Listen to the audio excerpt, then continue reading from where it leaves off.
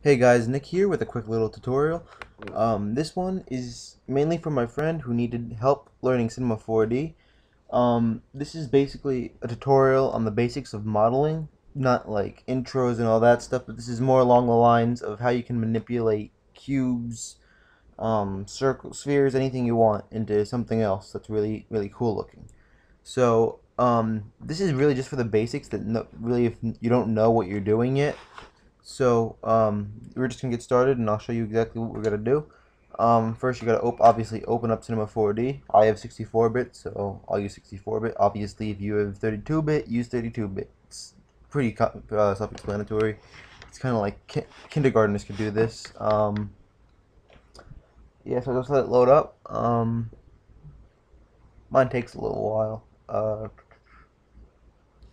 Now the first thing I usually do when I get into cinema is I always mess with my render settings. All you have to do is press this little button right here, the one that has like a little film case and then like little gear, so it kind of looks like it's a settings thing. Click on it, and you want to go to output, which is usually the default default tab.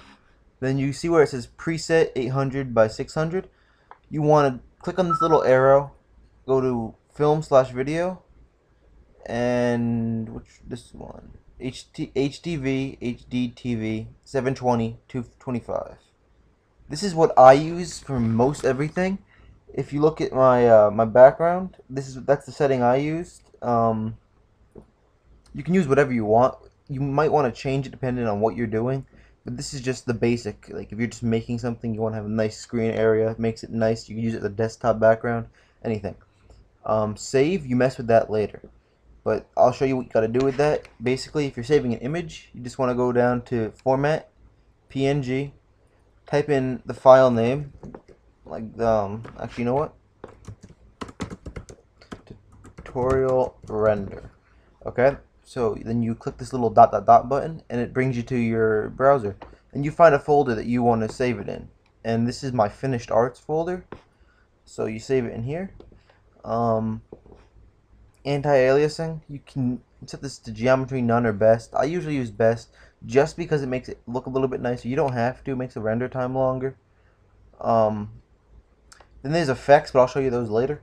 So basically, to run Cinema 4D, you got basic controls. You can use your mouse wheel to zoom in and out, or you can use this button right here. As you can see, it's zooming in and out, centered on the middle of the screen. Then you have the movement tool, basically just moves your camera around so you can get different angles and shit. This is rotate. Obviously it does exactly what it's called. And this button just brings you out to a bunch of different views. Like here, this is the front view, top view, right view. But you really only use those when you get really deep in modeling. I mean, I didn't use it for a long time, but now we get into the real difficult, not really difficult, but like the real big part of modeling. So let's just add a floor. You can see we rendered it out. It's right there. I mean, it doesn't look good, obviously. Actually, you know what? I'm gonna make it look nice. Don't worry about what I'm doing right now. You don't need to do this. It doesn't really matter.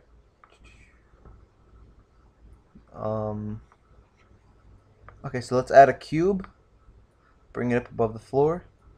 So basically, we have a cube here, but there's not much you can really do with a cube. I mean, you could take another cube, put it here, rise it up a little bit, take a third cube, bring it over here, and then you got stairs. I mean, that's kind of stupid.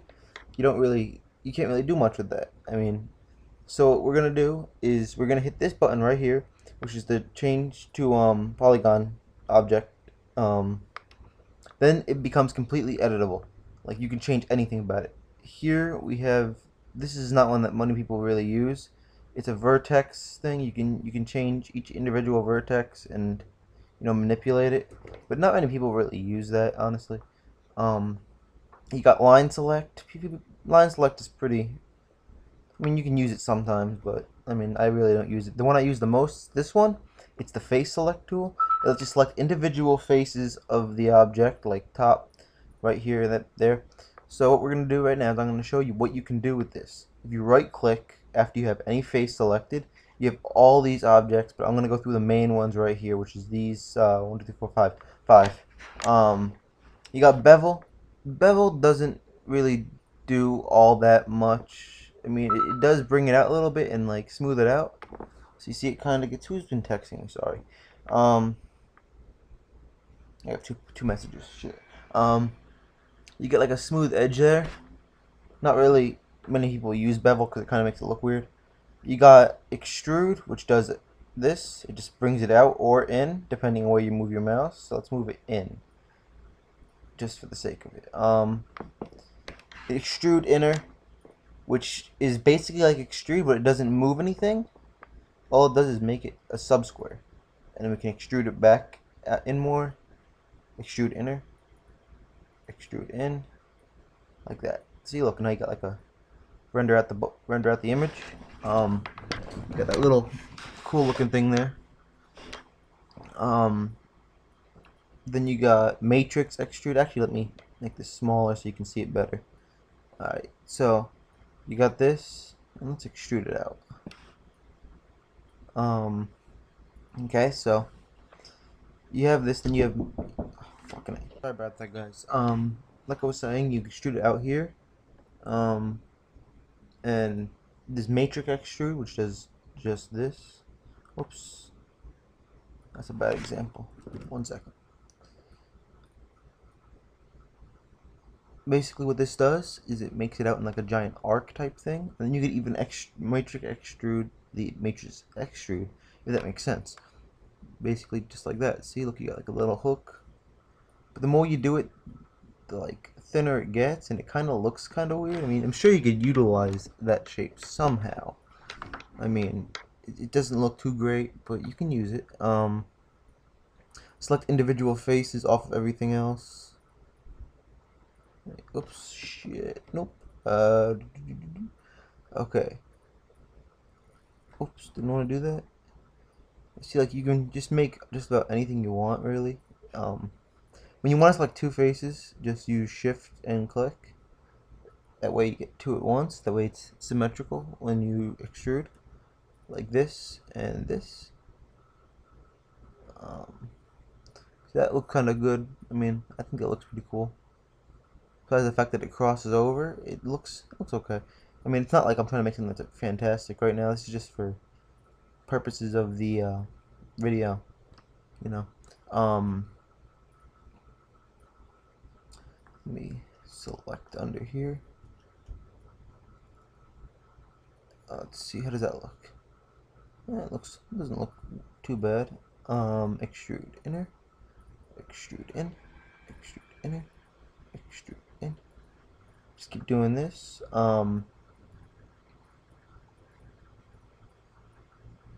See, like, you can kind of get like a nice little pattern going, you know. Then what I'm going to show you right now is how you can color each individual face, right? So, say we want this cube to be black and just pure dark black. I'm actually going to use color just because. Just like this. See, like, you could see it right here, how it's just completely black. What you do is you click down here. I forgot to show you guys this. Or you can go to create new material, or do what I do, which you just go down to this little box and double click, and then it creates a new material. Double click on that, and you get all these settings, which I'll go through in a second. And you just drag this up here to go to black, and it applies the black to all the. Oh shit! Whoops. Don't bring it down. Let's see. Specular. Maybe that helps. I don't know. I shouldn't have made it that dark. Yeah, there you go. Let's add a little bit of luminance to it. 15%.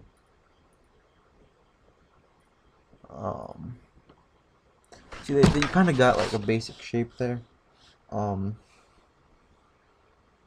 It's not bad. I mean, and then if you want, you can select individual faces, make another material, maybe color it, I don't know, neon green, right? And add some luminance to it, because luminance makes it really nice and bright, as you can see. And then with any faces select that you want to color, like say I want that color too, you can select both of these, and boom, you got both faces colored. but the rest of it stays black.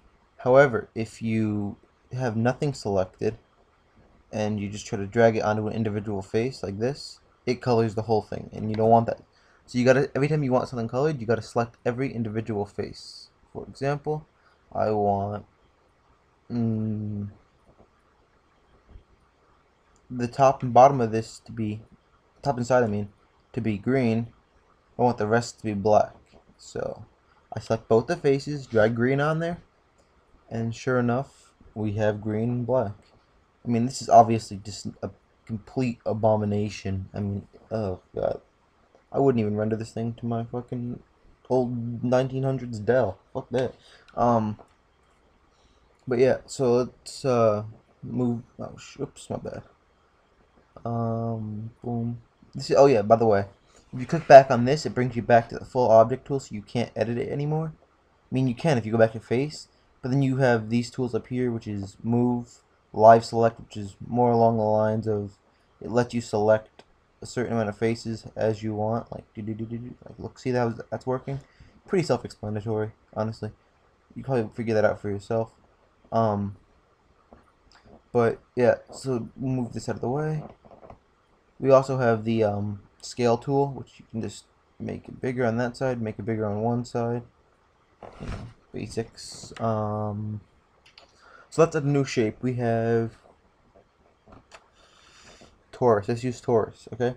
So Taurus is a pretty cool looking figure, right? So I use this a lot whenever I make something. I don't really show off what I make because it's just kind of abstract. I do in my spare time. And until you press the polygon tool, even see I have face selected, I can't select faces because I don't have it enabled yet. It's still just an object. It's a mesh object. I think it's a mesh object. Is it? No, it's not. I forgot. I used to use Blender and they called it mesh, whatever. So you press the button, and I don't know. Let's color this thing default gray. See, look, it just looks gray, kind of boring, not really cool. Let's select every other two of these faces up here. Boom, boom, boom, boom, boom, boom, boom, and boom. Okay.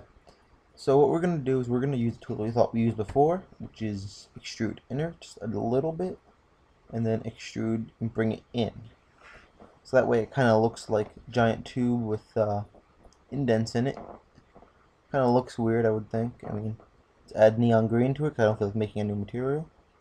And there you have it, the tube with indents that are green. Much better. Nah, I'm just joking. But yeah, you could turn these into pretty cool looking things. Like, let's see. I'm just gonna select all these faces here. I can't select. There we go. This, that. Oh no. Oh, cool. Boom and boom, and we're gonna extrude. And oh yeah, if you press U, it gives you a bunch of different commands like this. Press U and L, and oops, wrong button. And you can get this, which is loop select. You can select select individual loops, which is really useful. It bases it off of which two lines you're on. Basically, if I'm on these two lines, in between these two squares, it'll select like a round way. But if I'm closer to the top, then it'll select these two and do that whole ring. So you gotta kind of, it's not really hard, you just gotta be careful to make sure you don't select the wrong thing. So yeah, you can make some pretty cool little structures with this. As you can see, this, I think this is pretty cool. So yeah. Yeah, let's see, let's add a, no, I didn't want to add a disk. Why did I add, no, okay, I'll leave it there.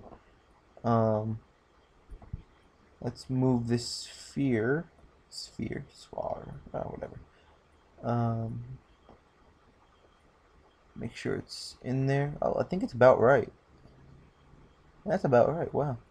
Okay. Add it right up here T and shrink, because we use scale tool to make it smaller.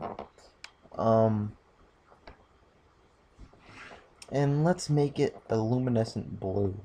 I mean, it's not going to contrast with the colors very well, but this is just to basically reiterate on the fact that how easy it is to make new materials. See, it just kind of looks like it's floating there. Now, something that I would recommend you don't use, because when you get better into it, you'll start using something called softboxes, is light tools. I mean, they're okay for beginners. I mean, no one's gonna judge you for using a light tool. I mean, for even for some other situations, light tools are better. But like, as you can see, it kind of gives it a nice shading effect to it. Or if I wanted to bring it over here and hide it behind this thing, where it should start blocking out right there. Okay. Let's see. Like if you watch the Taurus, which is right over here, it gets all blacked out on that one side. So yeah, it's light has a lot of effects to it. I mean, you can even go down here, general, shadow, shadow map soft, and oh crap, I shouldn't have done that.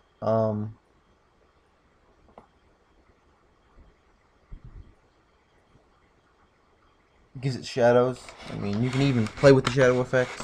These obviously aren't really great shadows, but they'll do. Then what I want really is important is the effects, like I mentioned earlier. What you want to do is you want to go back to render settings, effect, and ambient occlusion, which is a very good effect to use always. My basic settings for it is 160 for maximum ray length, which I think is the best, and then anywhere between 30 and 40 contrast percentage.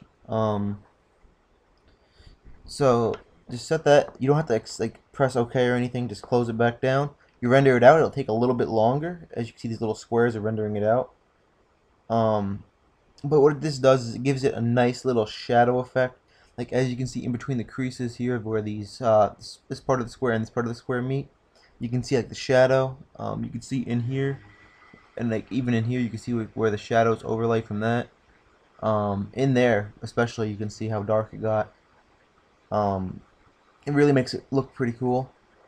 Then there's a second effect that I use a lot, which is global illumination, but this will make everything render really slow, but it really usually makes everything look great. You really don't have to change the settings on it, but just press the render screen button right here, and it'll do this. It'll be all dark and shit. It's kind of annoying at first because it takes a long time to render, but watch what it looks like when it comes out. I think it's worth using because it gives everything a nice little type of glow effect. You see how like the green reflects onto the gray of the sphere? How it kind of looks like the colors are actually showing off.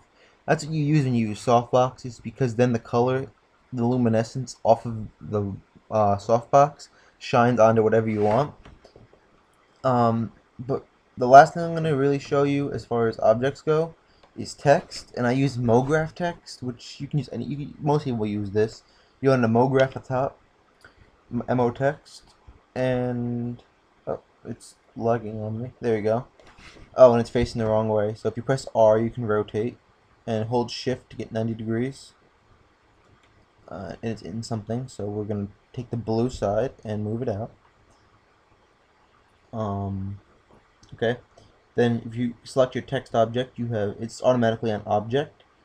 You can just change the text. I'm gonna write end with a dot, period. Change the font. I'll have a text tutorial later on. I mean, this is kind of, I don't want to get too into it right now, so let's put it like that. And let's add a green. And I'm also going to give it a nice little fillet cap effect. I'm not really going to explain how to do this right now, but you guys will learn. And then finally, like I said, you go to save, you would type in what you want, find the folder, make the file format, and then press this button right here, the one with the little smaller screen with the film box. Press it, and it renders it out. And give it a second; it will take a while to do. Let's see. Yeah, this is taking a long time. It's a big piece of it's a big file. It's 1280 by 720 for resolution, so that's gonna take a while. As you can see, like the green text is giving off its luminance, and there's a little bit of a shadow there. Like I said, don't really use lights if you can help it. I'll make a tutorial on softboxes later. Um, you can even download lighting rooms, but yeah, this is the finished picture right here.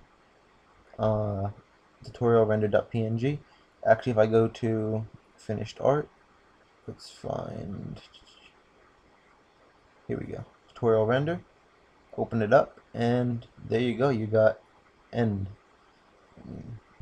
I think it's pretty cool. There's a lot more you can do with this. Like this is just a really basic type thing. I mean, I think this square kind of ruins the picture. Honestly, the torus looks pretty cool, but this kind of looks crappy. Um, that's really all there is as far as modeling goes. Trying to think of anything else I forgot.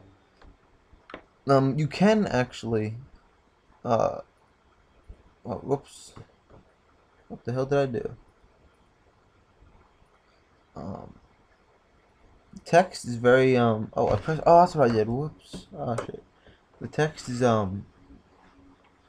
have to keep going back until I change it back from. There we go. You can do a lot with text. I mean, you can. I'm not gonna really get into it again because um. Oh shit! I keep fucking up. Whatever. I'll get back into it later because this video is becoming way too long. Um, yeah, that's really all there is to learning the basics of Cinema 4D. If you like this video, if it helped you out in some way, like, comment, subscribe. I know this was a shitty tutorial, but I'll be making another one soon, just to kind of replace it because I didn't get my shit straight here. Um, but yeah, so uh, like, comment, subscribe, and tell your friends. Thanks, guys.